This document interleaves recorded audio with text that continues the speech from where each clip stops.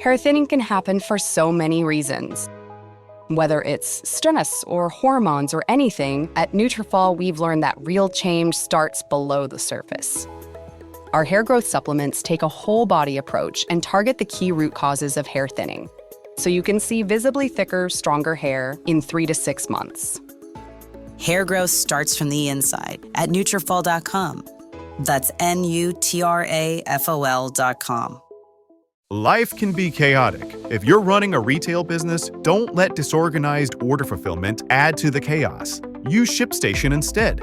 With ShipStation, you never have to worry about shipping and fulfillment again. Whether you're running a business out of your garage or you have multiple warehouses, ShipStation is ideal for every phase of your business's growth. Save time with one login for all your stores and by automating repetitive tasks. Plus, you'll save money with the best shipping rates from global carriers. ShipStation's industry-leading features help you deliver a better customer experience. They'll get accurate and faster shipments along with automated tracking updates with your branding. And with up to 88% off UPS and USPS rates and up to 90% off FedEx rates, ShipStation is the fastest and most affordable way to ship.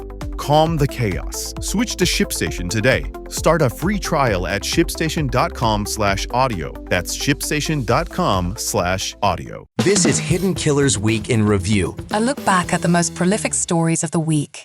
Welcome to the podcast. If you'd like to listen to an ad-free version of this episode and all of our episodes, then search True Crime Today Premium Plus on Apple Podcasts and press subscribe. That's our premium channel where all of our ad-free and advanced episodes live, all in one place. True Crime Today Premium Plus. Search it on Apple Podcasts and press subscribe. Even try it for 3 days free. They thought they'd get away with it until now. This is Hidden Killers with Tony Brueski, featuring retired FBI Special Agent Jennifer Coffindaffer. Luigi Mangione, 26-year-old University of Pennsylvania student, graduate that has been now charged in the murder of CEO Brian Thompson, December 4th of 24, facing those first and second degree murder charges. He's out there, and I gotta say, they did the perp walk with him the other day when they extradited him to New York. I got a question for you about that, Jennifer. That was one of the most grandiose perp walks I've ever seen. It was like something out of a Marvel movie. Why? I mean, it gave him one hell of an attention. Like, I didn't know what the story was. I just saw the picture. I'm like, is this real? And like, oh my God, it's little Luigi Mangione over here with, an army. Thoughts on that? I mean, it just seemed like a lot. It did seem like a lot, and I understand that, and it certainly is feeding the frenzy of, unfair treatments. Yeah. He's really a revolutionary. He's a martyr. He's being treated like that. But at the end of the day, this case was getting so much attention. Everyone knew he was leaving that Pennsylvania courtroom, and anybody who really wanted to somehow stage some sort of assault would have the timing down. And so there's no way people have said, well, why didn't they just drive him? I can't even express how difficult that is to guard somebody on the road, multiple vehicles, air coverage, that sort of distance. It would have been a Cecil B. DeMille for over 200 miles instead of the Cecil B. DeMille we saw, which was a much shorter time span. So that was out. That would never be considered. It was so smart of them to use, a NYPD copter and how they actually played it out. This is why they had to do it, Tony. Mm-hmm. Too many people, would want to kill Luigi Mangione to be famous themselves. So many people might want to actually sort of stage some sort of takeover and possibly try to take him and free him. Obviously, it wouldn't have worked in this situation. And then, many others hate Luigi Mangione. Not very many, but there are some that are very angry. I mean, it's really on both sides. So if they don't have this huge tactical presence. I mean, this presence said, unless you have an army, you better not come after him.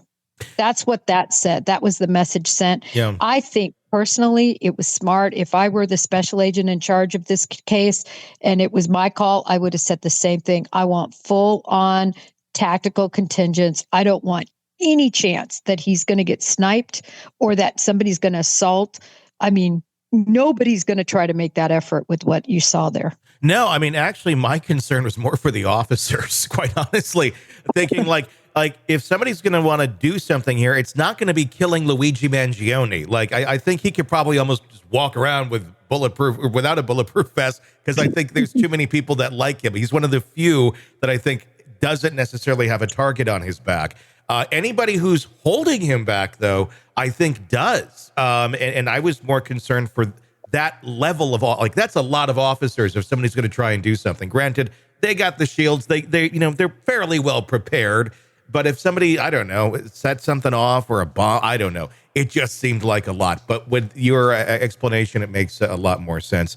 My thing was, why give him the attention? Why give him the parade? But yeah, I hear you.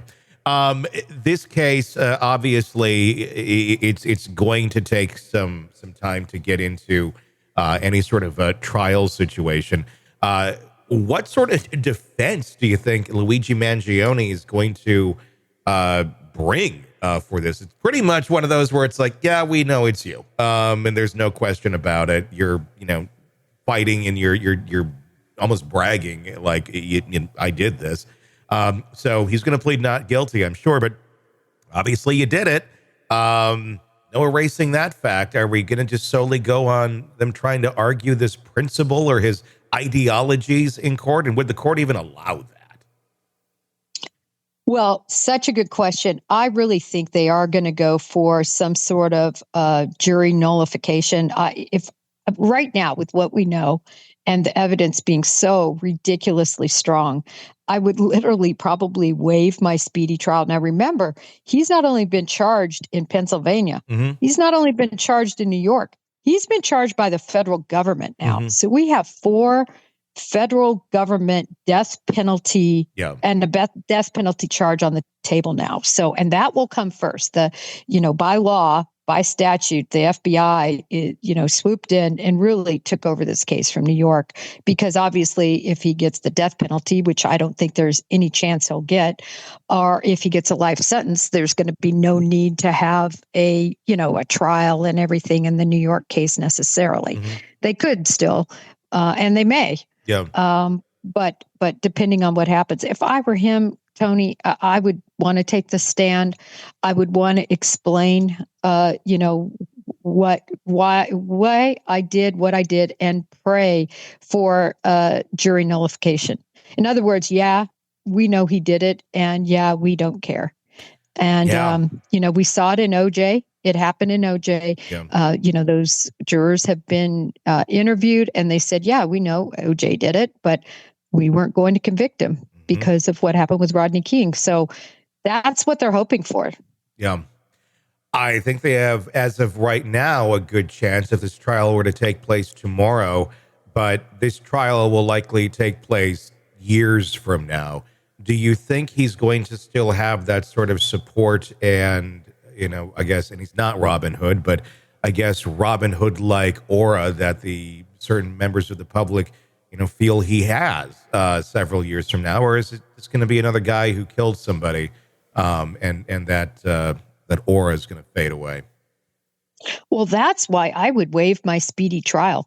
I would put all the onus on the government right now. They have enough to prove their case, but just think how much more they're going to get if they get years to interview and to look at the digital footprint. If they have only a few months, it's going to be tough. And if you take the stance that you're hoping for jury nullification, and you're going to put this Ivy Leaguer who's well-spoken, who looks, like a movie star. I was just watching a movie, and the guy on the screen looked almost exactly like Luigi Mangione. I don't know his name. I couldn't believe it. I stopped. I said, look to my husband, oh my gosh, looks just like him. Yeah. He looks like he has movie star looks. I couldn't believe they allowed him to get a designer haircut, by the way, and trimmed up his eyebrows and shaved him all down. He looked very presentable. I don't know Yeah. if you noticed, like they cut the bottom half and kept the top half long. I was like, wow, okay. I don't know who the barber is, but he's good. Yeah, I was kind of surprised by that. And that's a big thing in this case is the looks of the man. If this man, if he looked like Ted Kaczynski, but was still arguing the same ideologies, I don't think you'd have this many people, supporting him. I totally agree. Brought that point up with Crooks. The young man who tried to kill Trump. Mm-hmm. Yeah, and killed somebody. I mean, very, not to be rude, but he's just a very non-attractive kid. Yeah, he was an odd-looking guy. Yeah, awkward, and face was breaking out. The way he kept himself was not nice. And nobody's saying anything about that. Obviously, he's deceased himself. But I'm just saying, it's he is a groundswell for sure that's occurring. It's going to be fascinating to see where this goes and what else they unearth on the history of him. It feels like we learned a lot very quickly that really just paints the picture. This is who he is. This is the mission he went on, and he succeeded. What's your thoughts on there being an accomplice with this, though? Because just to know the fact that he walked out there, knew exactly where Brian Thompson was going to be on a busy New York City street, walking, on the sidewalk. It really wasn't part of his normal routine either. So it wasn't like you're scoping this out every day, and then it's an obvious choice. How do you think he figured that part out? Do you think there was somebody on the inside that knew something? Well, initially, that was certainly early on before the note came out. Now, I'm not going to call it a manifesto. Yeah. Ted Kaczynski had a 70-page manifesto to explain his ideology. This was literally a one-page note. Yeah. And it seemed sort of, in a way, a note to himself. It was very rambling, just kind of his thoughts on, but he kind of explains that. He says how lucky he got, that he procrastinated. It gave him longer to understand what was going on. He says he was completely fortuitous that Brian Thompson was going to be at this particular meeting. Remember, he was there 10 days in advance. So I do believe that he probably followed him from when he arrived and just patiently followed him, put him down at that hotel room, which was just across the street from where the conference was going to be, and patiently waited. He talks about his patience. Yeah. And I think he waited him out. And even though law enforcement initially said, and I think this is why a lot of analysts and other people were confused, they said he was only there minutes before he pounced. But I don't know that they really had looked at the footage of the hotel and his movements from the hostel to the hotel, which, they're going to be able to put that all together. Yeah. And it's pretty easy in New York City to blend in with a crowd and not be noticed. Anytime you're there, you look around, you see hundreds of people in any direction. So if he's watching from a distance, whether it be in that hotel lobby or just outside waiting for him to come out, there could have been a lot of surveillance leading up to those couple seconds on that sidewalk by him directly. Exactly. And that's kind of what I think at this point. I mean, he also makes it very clear. It was me. It was all me. I paid for this with my money. He's very proud about all of this, right? Again, just telling the kind of person he is, right? His grandiosity, of course, because I think he thought he wasn't going to get caught. Yeah. I mean, I really believe he thought he might have more CEOs to line up. But he says about this, and this is the one key point I want to make. He says about this that the healthcare industry checked a lot of his boxes. And I think there are a lot of boxes. This is just my belief based on everything, that one of his boxes was getting back at his parents. We know that he was persona non grata toward his parents, toward his family. We know that they made their money in the healthcare industry. Wow, what a whammo this is to their whole legacy, to the empire they built, and just so shameful, right? And we know it was important to keep to be good people by what the grandmother said. Yeah. So I wondered if this was one of the boxes he checked. See, I did this on my own, in your face. Yeah. Look at what you did healthcare industry wise. Yeah. Just again, my thoughts. No, I think it makes a lot of sense because you start to evaluate the psychology, what makes him who he is. Obviously, quite a narcissist. We've kind of established that. But, a 26-year-old, lots of young, dumb things going through a 26-year-old's mind. And at that age, a lot of it still is kind of like, I want to get on my own. And if your family is this, heaping large, giant that has a hill for you to climb up that maybe you don't want to climb up, going and doing something extreme to get a lot of attention on you, it's attention. And to a narcissist, attention is attention. It doesn't matter if it's something horrible, especially if they feel justified in it, that they're doing something that makes them look like a hero.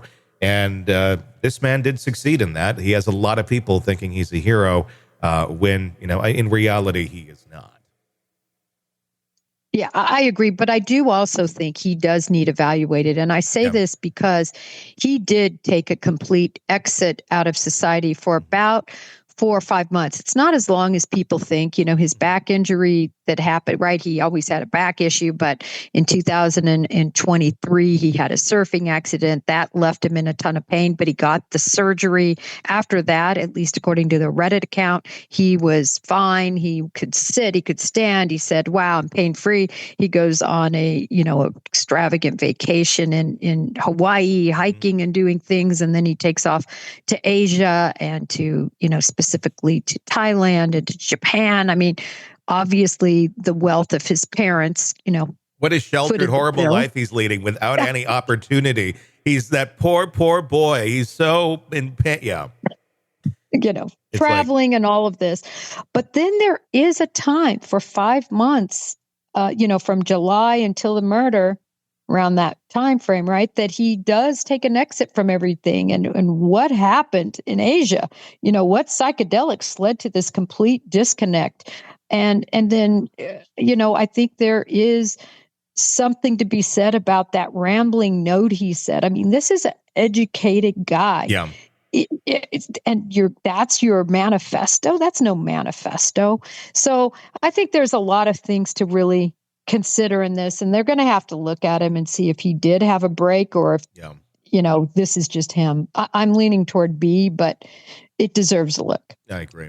Welcome to the podcast. If you'd like to listen to an ad-free version of this episode and all of our episodes, then search True Crime Today Premium Plus on Apple Podcasts and press subscribe. That's our premium channel where all of our ad-free and advanced episodes live, all in one place. True Crime Today Premium Plus. Search it on Apple Podcasts and press subscribe. Even try it for 3 days free.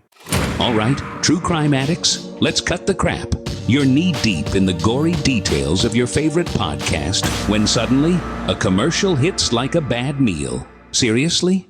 You deserve better. Upgrade to True Crime Today Premium Plus on Apple Podcasts, where you can binge without those annoying ads. Plus, get extended interviews that go deeper into the darkness and early access to episodes so you can be the first to know. It's like trading up from fast food to fine dining, but with more blood. So, go ahead. Search for True Crime Today Premium Plus on Apple Podcasts. Subscribe and feast on the good stuff.